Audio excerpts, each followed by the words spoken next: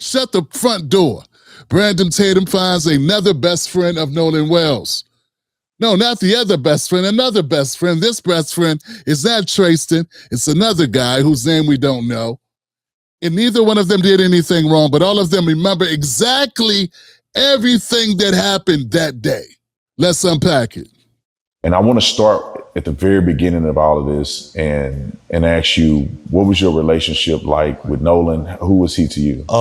Nolan, I could describe Nolan in a million ways. I mean, Nolan was not just a best friend of me, but he was a brother. I grew up through elementary, middle school, high school, and even our freshman year of college. You know, we talked on the phone all the time. We were really close friends. And I mean, Nolan was like a brother to me. And Nolan lit up every room he walked in. He always had a smile on his face. He always had something good to say. But this light up the room shit, you lifted that directly from his mom, I guess. Or at least I hope. Unless there's another side of Nolan that I don't know about. That seems weird. I've never seen Nolan get in an argument with somebody and say bad things about someone. You know, there's a lot of people that... You mean to tell me you know the guy since grade school, middle school, high school, and you mean to tell me you never seen him upset? You never seen him argue with anyone? You never seen him talk smack about anybody? Are you sure about that? So what you're basically saying is that Nolan Wells is Jesus Christ. That's what you're saying. Or maybe Santa Claus?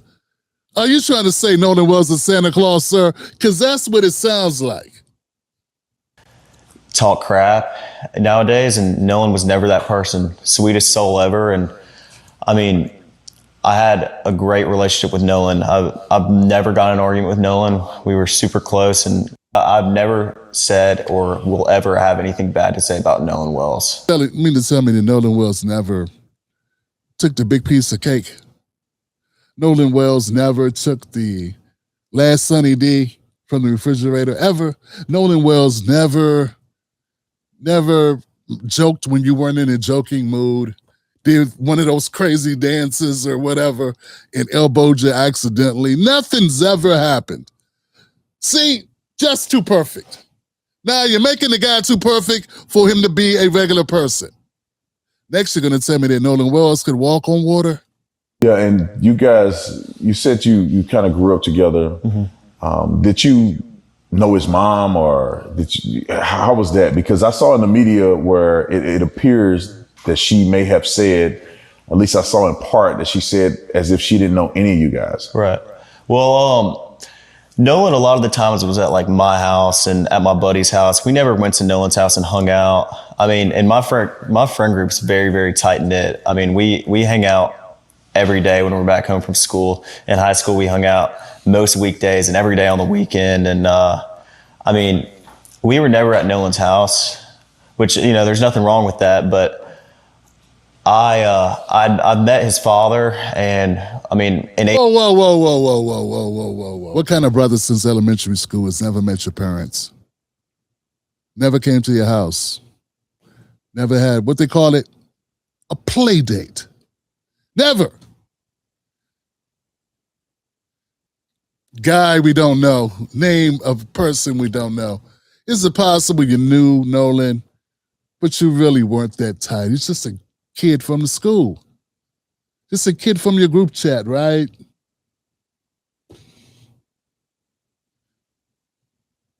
It's not adding up already, but look, folks, put a pin in it. Let's keep going. 8th grade, Nolan, that's when Nolan and I got really close. It was COVID year, and we were in class all year long together, me and a couple of my buddies, and Nolan and I just got super tight because we'd get a Waffle House once a week together, eat, and I mean, we were just super, super close. But see, Officer Tatum didn't ask you for a eulogy. He asked you a specific question about why you didn't know his mom, or what kind of relationship did you have with the family. And now you've gone back to your super, super tight. It's like you're defending that you don't know his parents, but not explaining why you didn't go to his house. I find that odd. Walk me through the day of 4th of July where you guys were all going out. Right. This seems like something that I would assume that may have occurred more than just this year. Yeah, of course. Was it something that you guys did more than just this year? It's a two-part question. I want to know, is it something that you guys typically did together, that you hang out often in this fashion? And then I want you to then walk me through 4th of July this year when the incident happened. Okay. Being from the Gulf Coast, there's a boating and fishing is very, very popular. The 4th of July, every year, my friends and I, or my family and I, are out on the water. I mean, that's the one day is guaranteed everybody's going out. And that's a known thing. Everybody's trying to get a ride out to Horn Island, or, people go to Ship Island, but most of everybody from Ocean Springs and the Gulf Coast go to Horn Island. And, we went last year. Nolan was on the boat with me last year, and he was, this was a common thing. My friends go on the boat when we're home. Very, very common. That's what we like to. It just feels like everything is running together. Like he's trying to remember parts of what he's prepared to say. Drinking, most of everybody. And Nolan seemed completely fine every time I talked to him. We had just regular conversations, and Nolan was making me laugh. I had a couple conversations with Nolan and Javon, Nolan and my buddy James, Nolan, and I could tell you, I talked to Nolan a couple times. It seems like he's trying to let us know that there were black people on the island. Javon and James, Randy and Jermaine. Yeah. And Nolan said something interesting. You told me about this. Something he said to you, I would say would be indicative of y'all's friendship. Right. And then he also mentioned something to you about that particular day and what it meant to him. Right. And could you share that? Right. Yeah. So Nolan and my buddy Javon are talking, and I grew up with Nolan, and Nolan's just like I said, like just so joyful, like always happy. Like every picture I have with Nolan or picture I have of Nolan, he's smiling. Like he's always happy. He's always smiling. I don't think this is having the effect that they want this to have. People talk about the phone situation. I wanted to, because the way you articulate it, I just walked in the water with my pants, they're wet. And you can tell right away that if you're hanging out in the water, it doesn't appear, in my opinion, that you would have your phone on you. Is that typical for people to have their phones, or? No, people come out here, especially on the 4th and, Memorial Day, days like that, they come out here to celebrate, and people get on the water to be off their phones, first off. Second off, if I'm sitting waist deep in water, and all my friends are, everybody's leaving their phone on a boat, in a lake, if you're sitting on a pond, and no one's getting out of the water with their phone in their hand, unless, it's to take a quick picture. But most of the pictures taken on the 4th of July were on the boat. It seems to me that it's obvious that he may have been prepped about talking about the phones and was told to give this long, detailed explanation about phone life on the beach. Yeah, people have been to the beach, they know they put their phone away. That's not the thing. The thing is, why didn't he get it back?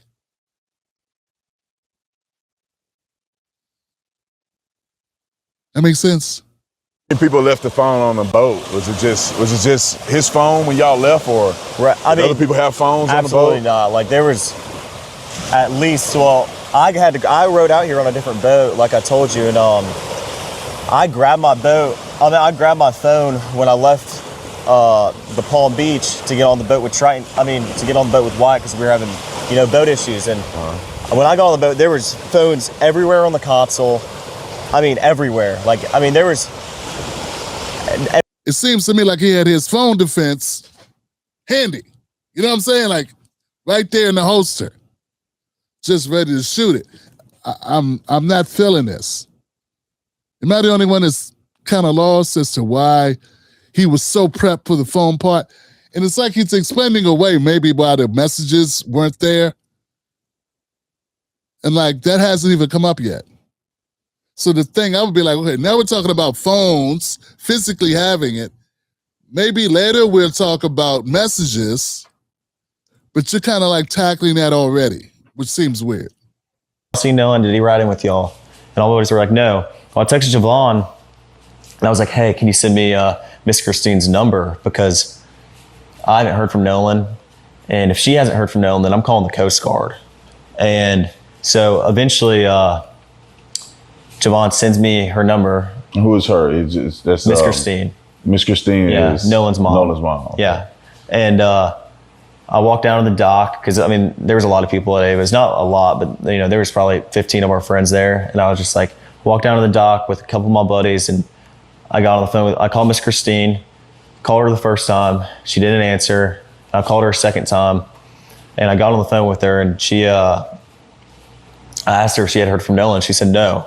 And I said, all right, well, don't freak out. I'm going to call the Coast Guard. And this was at about 11 o'clock. So what's your intent in calling the Coast Guard, right? Because right now, Nolan could be with a chick. He could be with somebody else. Right. He could have gone back with somebody else. What made you concerned enough that you felt like you couldn't weigh it out anymore? You had to call the Coast Guard. Well, I mean, like I said, my friends and I have been on the water our whole life. Stuff happens. People die all the time. I know people that have died out there. And, you know, it's a fun place to be, but it's also a very, very dangerous place to be if you're not handling it right. And Nolan. This was actually a very good question. So I got to give props to Tatum for asking this question, because I think this will be part of the smoking gun that I'm going to give you guys. Because he just said, hey, I was concerned. I was concerned because we've seen things happen. Stuff happens. Like I said, my friends and I have been on the water our whole life. Stuff happens. People die all the time. I know people that have died out there. So I called the Coast Guard, and I talked to them on the phone for like 20 minutes, gave them a description, what Nolan was wearing, the last place we were at, the last time I saw him, who we were with, what boat we were on, the conditions of the water, just, you know. I'm assuming you wake up the next day, and then what happens?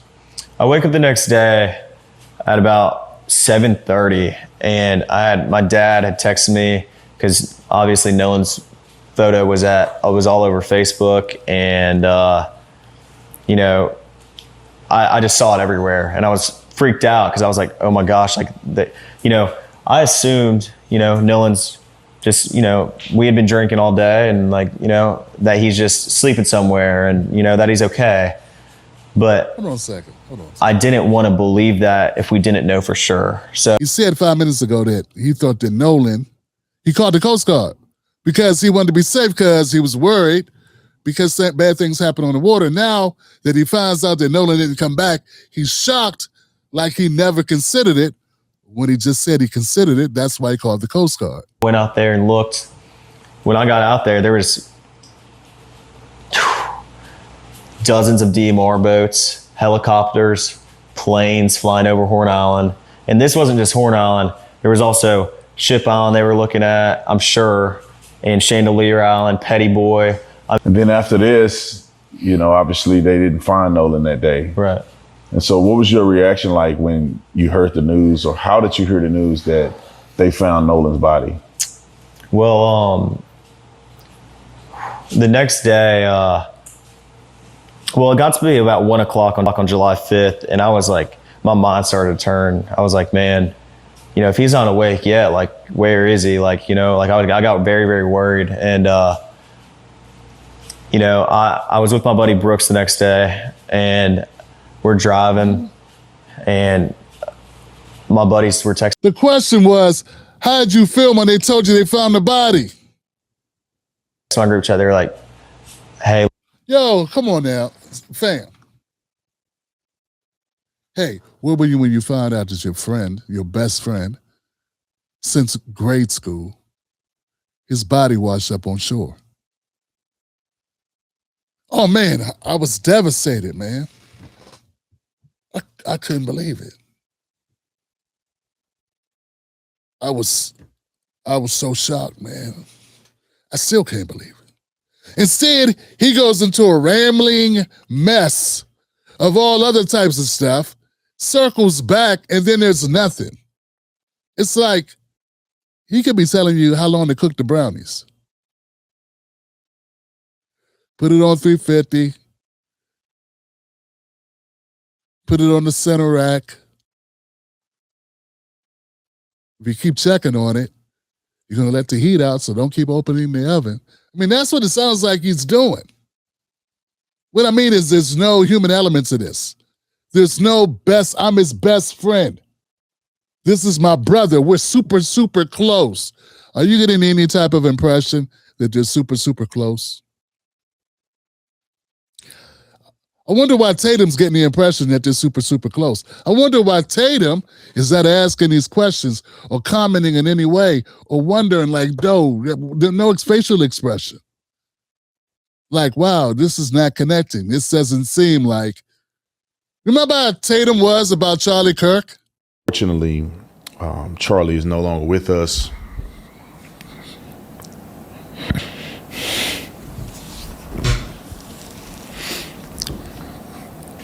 Thirty 31 years old.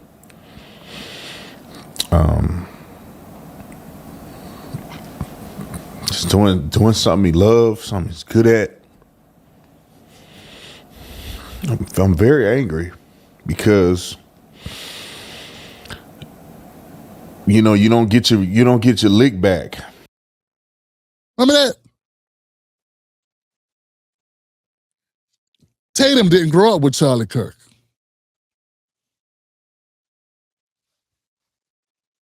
In fact, Tatum met Charlie Kirk, was it 5 years before that? But this guy knew Nolan basically his whole life. And every day they were together.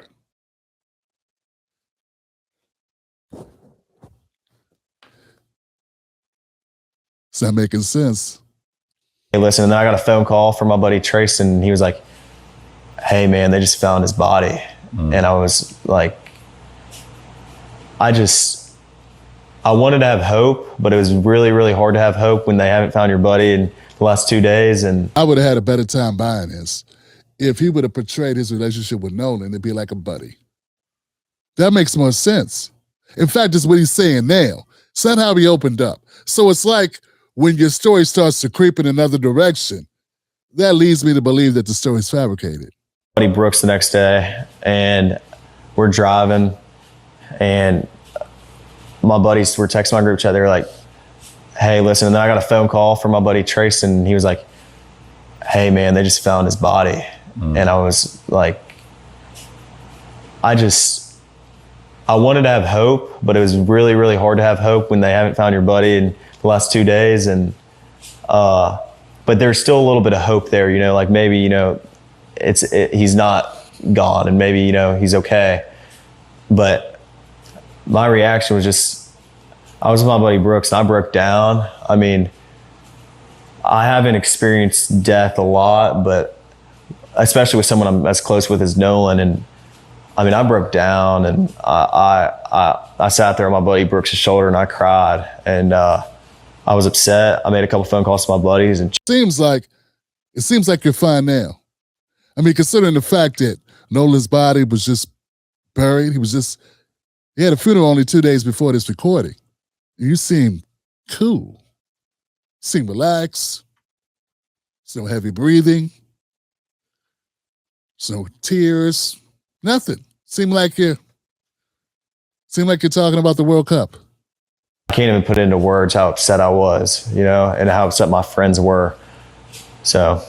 And then comes the stories and the backlash and the craziness. I mean, you guys are now hearing that you're responsible for it. You did it. You killed Nolan. So what was the next step? Did you guys ever engage with police or? Yeah. So the first time I talked to the police was July 7th.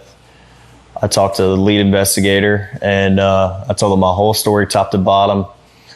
Dotted every I, crossed every T. I told them everything I knew, every little detail. I mean, everything I could, tell them to try to figure something out, Well, you don't want to talk to the cops or? No, of course some not. Other guys Every person that was included, especially, the guys that you see on social media, everybody cooperated with the police. And we see Benjamin Crump come into town, made it about race. Right. What's your feeling about that? Do you think that any of this has anything to do with race or, because I mean, obviously something happened to Nolan. It appears that you guys may not have been involved at all. When I say may not, it's no evidence that you were involved at all. You guys had left. Right.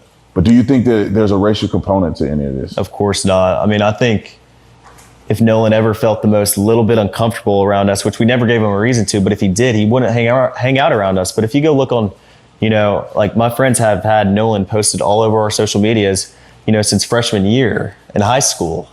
None of this has anything to do with race. But then he points up, but we have him on our socials. So that shows we're not racist because we have him there. We wouldn't put him on our social media if we had a problem with black people, right? I can't be racist. I have black friends. I had a black guy that opens the door for me when I go into my building. Or the guy that cleans our boat. You know that guy. Like, if Nolan ever felt uncomfortable with us, why would he be hanging out with us all the time? I mean, every day we're back from college, we hang out and we're around each other all the time. So absolutely not. I would never look at Nolan any other way than I would any of my other friends. I mean, the last time I saw Nolan was 3 o'clock and Nolan was cradling a girl in his arms, Katie, Katie.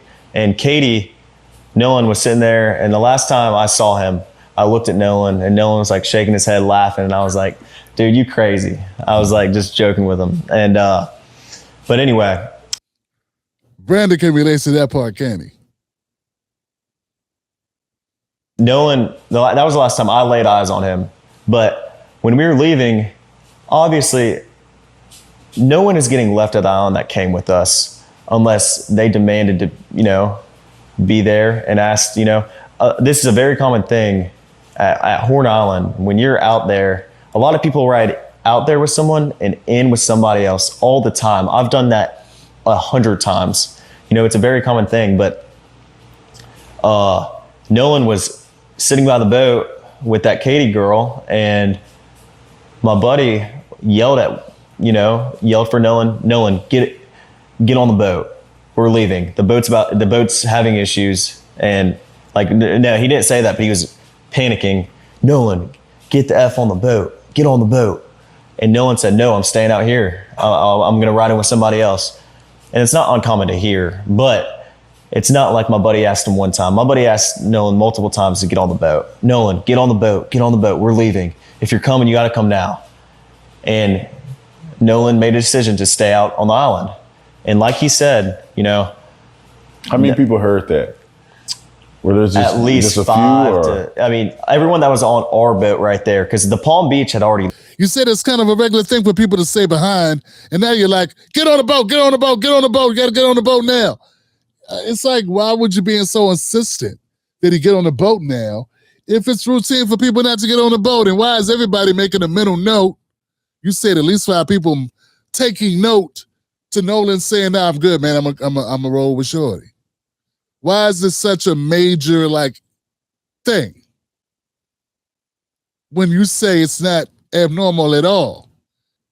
We went ahead and went home on the Palm Beach, and 3 guys on the way back. And Nolan wasn't the only person to ride out there with us and in with somebody else. I mean, we had multiple people in our group that rode out with us and rode in on someone else's boat. And that, like I said, that's not an uncommon thing to do, I mean, a lot of people do that. I could name probably 50 people out there that day that ran out with somebody and ran back in with somebody else. It seems to me like this whole interview is this young man trying to clear his name and clear the name of all the friends. It's not just to tell us about Nolan and what happened to his best friend. It's to tell us they didn't have anything to do with it. So, yeah, I have a lot of red flags. I'm wondering if you guys ain't got any red flags. Please put yours in the comment section below. I'm going to give you mine. There's a couple things here that don't make sense to me. And look, I can't tell you if this guy's lying or not. I can tell you there's some inconsistencies in his story. And it seems like he's been scripted or prepped in how to answer these questions. First of all, it's the platform that he's on. He's on with Brandon Tatum, notorious disbeliever of anything that ever hurts black people. Unless it's black people. That's his brand. And it's that this guy chose to come on this channel to have this conversation. He could have went anywhere. He could have went to the news. He could have sat on any platform, but he chose Brandon for a reason. The fact he chose Brandon's platform means he didn't want to be asked tough questions, means he knew he wasn't going to get grilled. It means they probably did a couple of takes to get it right. That's my opinion. I got no proof. It's just what I'm thinking. The other thing is, I'm not seeing the emotion that I would expect from a best friend. I mean, your best friend died and he's buried. You weren't able to go to the funeral. You're not present. You don't seem to be upset by it. You say you were upset when you heard he died, but I'm not seeing any signs of that. I know I'm not supposed to say that people got to grieve a certain way, but a little pause, a little something would have went a long way here. And I'm not seeing any of that. That gives me questions, gives me a reason to pause and say, hey, but I can't say he's lying because I don't have any proof of that. It just seems strange to me. The other thing is this, and this is for this interview with Brandon and everybody else. Real quickly to dismiss Nolan's death as an accident or something like that.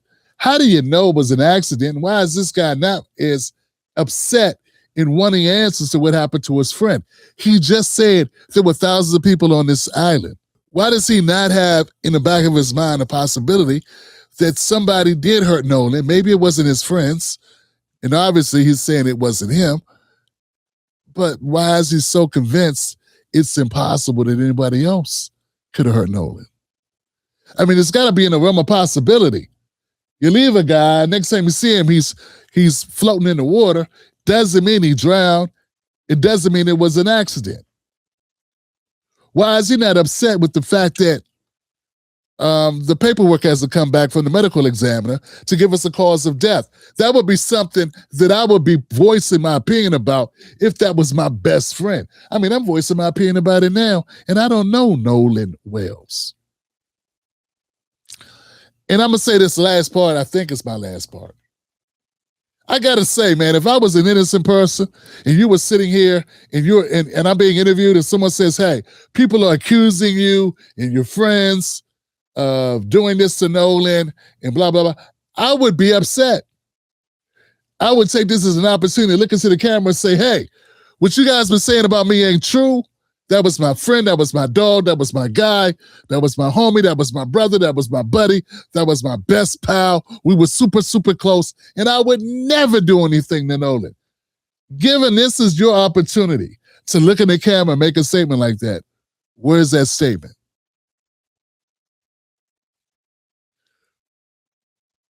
Now you can say, hey, you know, you don't want to jump to conclusions.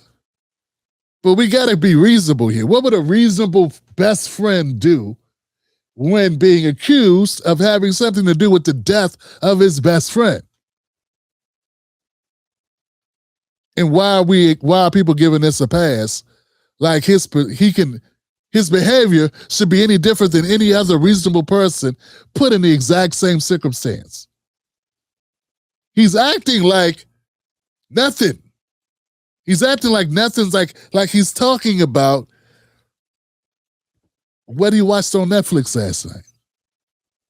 But when he's talking about the death of his childhood friend, his friend he's known since grade school, that he was super, super close with.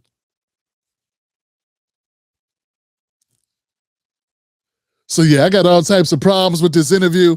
I got problems with Brandon Tatum. But I'm not going to defame the young man and say he's lying. But I will say this.